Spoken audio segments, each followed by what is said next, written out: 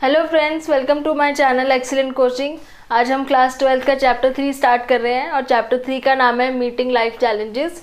और सबसे पहले हम यहाँ पे स्ट्रेस का डिस्कस कर रहे हैं, क्योंकि जब भी हम न्यू लाइफ चैलेंजेस मीट करते हैं या फिर हम कोई नई सिचुएशन फेस करते हैं तो जो हमें फीलिंग अंदर से आती है वो जनरली स्ट्रेस होता है।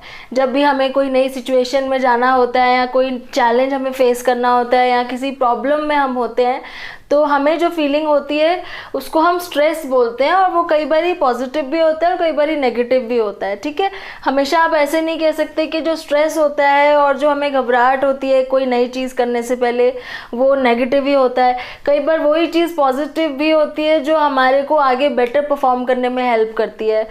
तो आप अगर पॉजिटिव स्ट्रेस की बात कर रहे हो तो हम उसको यू स्ट्रेस बोलते हैं, अगर नेगेटिव स्ट्रेस की बात कर रहे हो तो डिस्ट्रेस बोलते हैं। तो आगे हम डिटेल में डिस्कस कर लेते हैं। स्ट्रेस जो एक वर्ड है, लैटिन वर्ड है स्ट्रिक्टस, उससे आया है, जिसका मीनिंग टाइटनेस होता है। और टाइटनेस इसलिए क्योंकि जब हमें स्ट्रेस होता है तो हमें एक टाइटनेस की फीलिंग आती है, थोड़ा सा हमारी बॉडी को कुछ टाइटनेस की फीलिंग आ जाती है, या फिर हम लोगों को थोड़ा सा ब्रेथलेसनेस लगने लगता है कई बारी। और बॉडी की सिचुएशन ऐसी होती है कि हम थोड़ा सा टाइटनेस फील करते हैं, तो इसलिए इस वर्ड को स्ट्रेस को यहाँ पे लिया हुआ है। दूसरा ये है कि डायनामिक और मेंटल कॉग्निटिव स्टेट है। ये मेंटल स्टेट है लेकिन इसका इफेक्ट बॉडी पे बहुत ज़्यादा पड़ता है। डिसरप्शन ऑफ होम्योस्टेसिस, होम्योस्टेसिस होता है balance of the body, body का एक बैलेंस बना होता है और जैसे ही हमें स्ट्रेस फील होता है वो बैलेंस ख़राब होने लगता है, तो ये होम्योस्टेसिस को डिस्टर्ब कर देती है फीलिंग। अब इसमें भी अलग अलग टाइप के स्ट्रेस है, जैसे मैंने बोला आपको यू स्ट्रेस है, डिस्ट्रेस है। तो अगर बहुत ही हाई स्ट्रेस है, अब इसमें मैं एग्जांपल पहले आपको लूँगी। सपोज आप इलेक्ट्रिक करंट की बात करो। अगर आपको एक इलेक्ट्रिक करंट हल्का सा फील होता है तो आप एकदम से अराउज हो जाते हो, अलर्ट हो जाते हो। लेकिन वो बहुत ज़्यादा होता है तो क्या होता है, वो आपको आपकी बॉडी पे बहुत ज़्यादा डैमेज कर सकता है। ठीक है, और अगर वो बहुत कम होता है तो कई बार आपको कुछ फ़र्क नहीं पड़ता। तो ऐसे ही स्ट्रेस भी ले लो आप, एक इलेक्ट्रिसिटी की तरह है, इलेक्ट्रिक करंट की तरह। अगर हाई स्ट्रेस होगा तो आपकी बॉडी को डिटीरियोरेट करना शुरू कर देगा, आपको आपकी बॉडी को ख़राब करना शुरू कर देगा और वियर एंड टियर बहुत जल्दी होगा, बॉडी में डैमेज बहुत जल्दी होगा। ठीक है, तो उसको हम डिस्ट्रेस बोलेंगे, जो नेगेटिव हो गया। अगर मॉडरेट स्ट्रेस है, ठीक ठाक स्ट्रेस है, ठीक है, वो स्ट्रेस आपको मोटिवेट करेगा अपने चैलेंज को फेस करने के लिए, अपनी सिचुएशन को, प्रॉब्लम को सॉल्व करने के लिए, और आपको एनर्जी देगा, अराउज करेगा। तो वो वाला जो स्ट्रेस होता है जिसमें हम और मोटिवेटेड फील करते हैं कि हमें वो चैलेंज पूरा करना है, उसको हम यू स्ट्रेस बोलते हैं, जो कि पॉजिटिव होता है।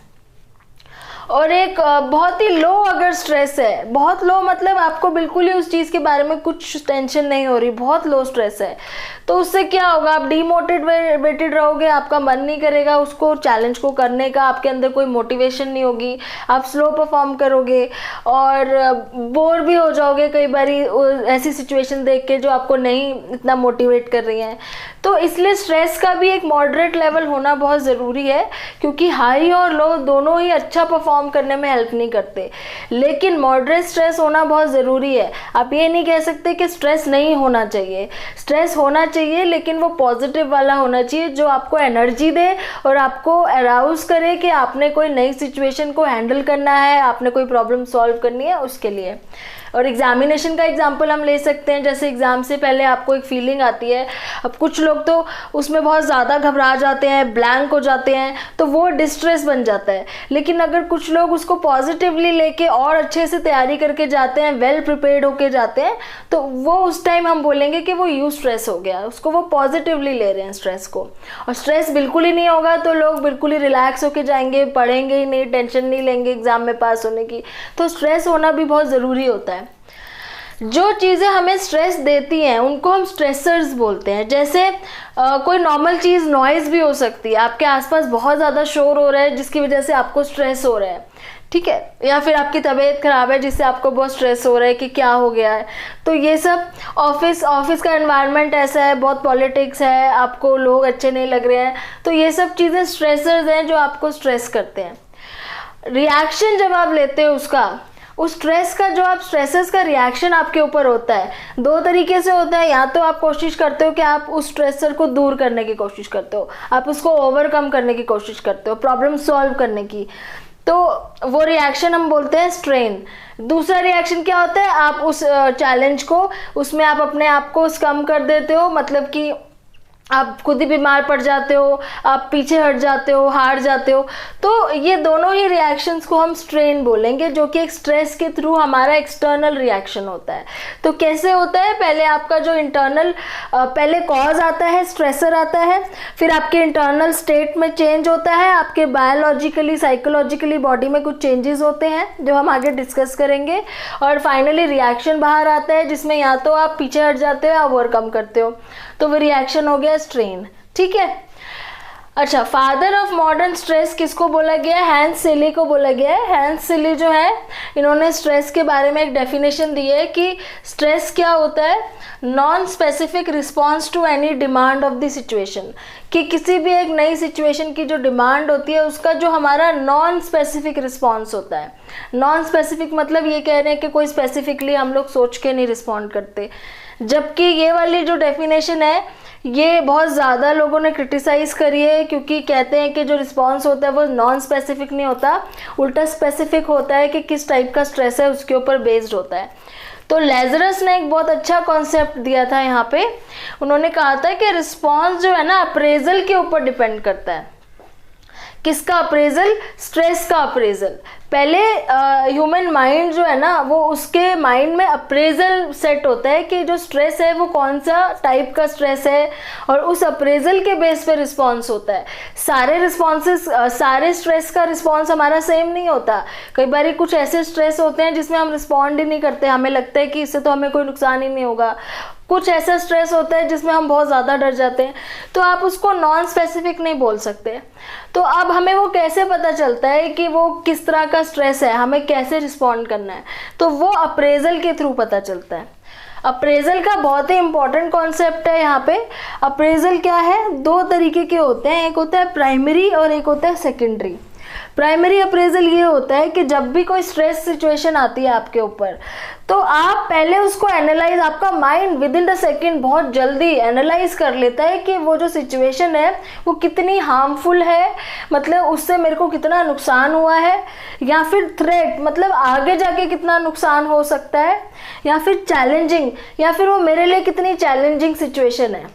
तो ये तीनों चीज़ें ना, क्या होता है, जैसे आप कोई स्ट्रेसफुल सिचुएशन देखते हो, जैसे हम एक एग्जांपल ले लेते हैं। मान लो आप रोड पे चल रहे हो, सडनली आपके सामने कार आ जाए बहुत स्पीड से, तो आपका माइंड बहुत जल्दी पहले प्राइमरी अप्रेजल करेगा। वो ये देखेगा कि क्या ये सिचुएशन में मेरा कोई हार्म पहले हो चुका है। अगर पहले नहीं हुआ तो सेकंड चीज़ वो देखेगा कि क्या आगे जाके कोई हार्म हो सकता है, कोई थ्रेट है मेरे को उससे, यानी कि जैसे चोट लग सकती है, एक्सीडेंट हो सकता है। और उसके बाद चैलेंज देखेगा कि क्या वो सिचुएशन मेरे लिए चैलेंजिंग है, क्या मुझे उसे ओवरकम करना चाहिए या नहीं करना चाहिए। तो ये जो प्राइमरी अप्रेजल होता है ना माइंड में, ये बहुत जल्दी आपका माइंड कैलकुलेट कर लेता है। उसके बाद अगर नेगेटिव है, नेगेटिव मतलब आपको लगता है कि वो जो सिचुएशन है वो बहुत ज़्यादा डेंजरस है आपके लिए, वो स्ट्रेस जो आने वाला है आपके ऊपर बहुत आपको हार्म करने या थ्रेट देने वाला है, तो आप फटाफट सेकेंडरी अप्रेजल पे पहुंच जाते हो। फिर आपका माइंड जल्दी से ये अप्रेजल करता है कि क्या आप उस स्ट्रेस को ओवरकम कर सकते हो। तो वो कैसे, वो ये सोचता है कि क्या आपके पास रिसोर्सेज हैं या आपके अंदर कोपिंग एबिलिटी है उस स्ट्रेस को ओवरकम करने की। अब वो रिसोर्सेज फिजिकल, पर्सनल, सोशल कुछ भी हो सकते हैं। तो सेकेंडरी अप्रेजल में क्या करता है, माइंड आपका ये सोचने लग जाता है कि ये स्ट्रेस जो है ये तो मेरे लिए बहुत डेंजरस है, तो क्या मुझे स्ट्रेस को ओवरकम करना चाहिए या मुझे भाग जाना चाहिए, या मेरे पास क्या रिसोर्सेज हैं इसको कंप्लीट करने के। तो यहाँ पे ये पूरा एनालाइज किया जाता है कि अब मुझे करना क्या चाहिए। ठीक है, तो अप्रेजल पे डिपेंड करता है कि हम किस तरीके से रिएक्ट करते हैं। अगर आपका सेकेंडरी अप्रेजल ये कहता है कि आपके पास रिसोर्सेज नहीं है, तो आप क्या करते हो, हार मान जाते हो, बीमार पड़ जाते हो, और कई बार आप टेंशन के मारे वो चीज़ वहाँ जाना छोड़ देते हो सिचुएशंस में। और अगर आपका माइंड बोलता है सेकेंडरी अप्रेजल में कि नहीं रिसोर्सेज हैं, हम कर सकते हैं, तो आप उस चीज़ को एज अ चैलेंज लेके आप जाते हो, उसको ओवरकम करने की कोशिश करते हो, उस प्रॉब्लम को सॉल्व करने की कोशिश करते हो। तो इसको हम बोलेंगे अप्रेजल, प्राइमरी और सेकेंडरी। तो हम कैसे रिएक्ट कर रहे हैं एक स्ट्रेसफुल सिचुएशन में, ये किस पे डिपेंड करता है? अप्रेजल जो हमारे माइंड में उसके बारे में बनता है। तो ये प्राइमरी सेकेंडरी अप्रेजल हो गए और ये आपका स्ट्रेस का इंट्रो हो गया। अभी हम अप्रेजल के बारे में और डिटेल में पढ़ेंगे आपकी नेक्स्ट वीडियो में। तो this is for it now. तो अब हम नेक्स्ट वीडियो में मिलते हैं आपके इसके आगे की डिटेल्स को लेके। Thanks for watching.